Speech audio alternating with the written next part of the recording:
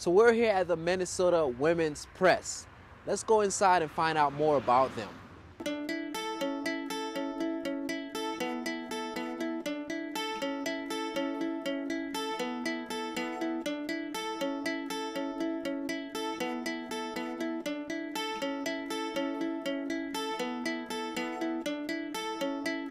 Tell stories that create community to encourage change in regard to how women experience the world. How do you go about doing that? Well, you may have seen the tagline on the cover of our magazine, Changing the Universe Through Women's Stories. We really do believe that when women's voices are heard, when there's a diversity of voices and opinions and experiences, the world is a different place. Our March issue has a theme of peace. A young Hmong woman got her hair cut. And you know, that wouldn't be newsworthy in a lot of publications, but it is in ours. She sent us her essay, and it was about needing to free herself of old ways of being and old baggage.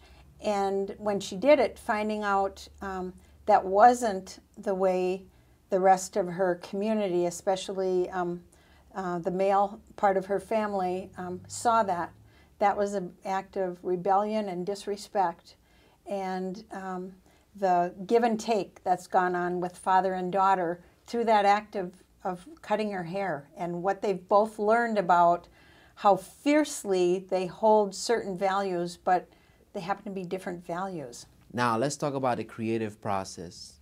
What determines what makes it to production and what doesn't? Well, that's a good question. We have always believed that every woman has a story. Our first tagline was, "A woman's place is in the news." And we have aimed to tell stories that aren't heard somewhere else, or sometimes it's the same stories that are in mainstream publications, but they're from a different point of view or a different perspective. So if someone could read it somewhere else, then we don't need to do that. There are stories usually written by women, not always, but usually. Usually about women, not always, but usually. Most of our readers are women, but we have, you know, quite a few enlightened guys who read our publication too. And a lot of stories come our way. We get press releases or we get emails from people who send us great story ideas, and we invite that. We invite personal essays.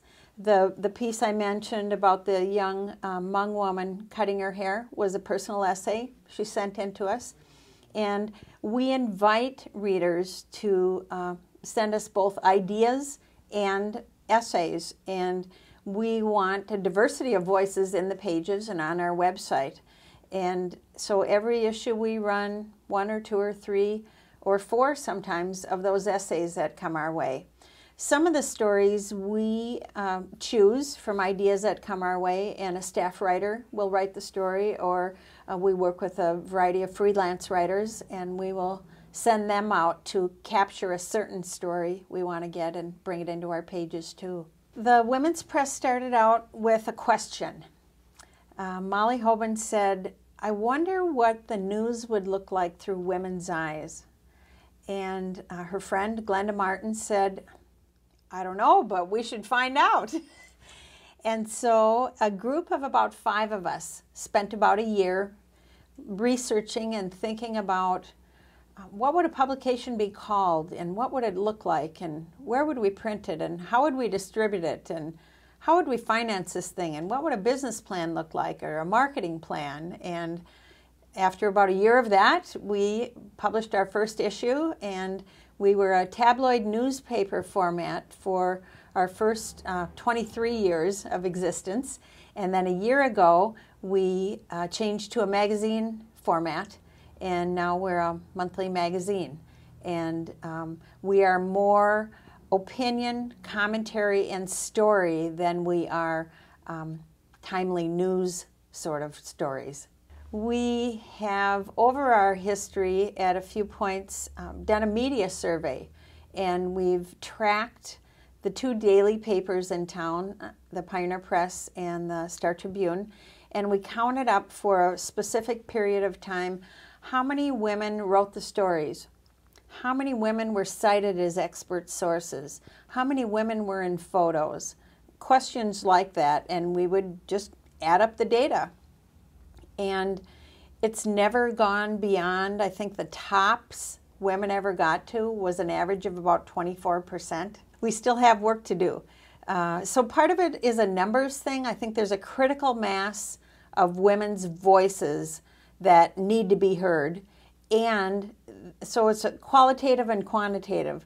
The qualitative part is telling stories in different ways or choosing different stories, like the woman who's learning how to be a mediator. That might not be news or be a story anywhere else, but it is to us. And we think if we weren't telling a lot of these stories, no one else would be. Our April issue will be our 25th anniversary issue, and we're excited and proud to have served the Minnesota and Twin Cities community that long, and we'll be celebrating in that April issue where we've invited a lot of some famous and some not so famous women to give us their perspectives on things that might have only been a wish for women 25 years ago and now they're a reality, and what some of their dreams might be for women 25 years from now. We have a group of birthday girls we've tracked over time. When we were 7 years old as a publication, we started writing about 3 girls who were 7 years old and what was going on in their life and what's important if you're 7 years old. And we've tracked those girls and now women, and we'll be reconnecting with them in our 25th anniversary year to find out what are their perspectives on the world. Our following issue is an annual piece we do called What Women Want. And every year we survey our readers to find out things like, you know, where does a woman go to get her car fixed and not get ripped off? Where's the best place to buy chocolate? Important questions like that. And so we have a lot of fun in that May issue, and we'll be reporting back what our readers have told us on where to go, what to do, what's really the best of best for women in the Twin Cities. So those are a couple of upcoming issues that we're looking forward to, and we think they're going to offer a lot to our readers.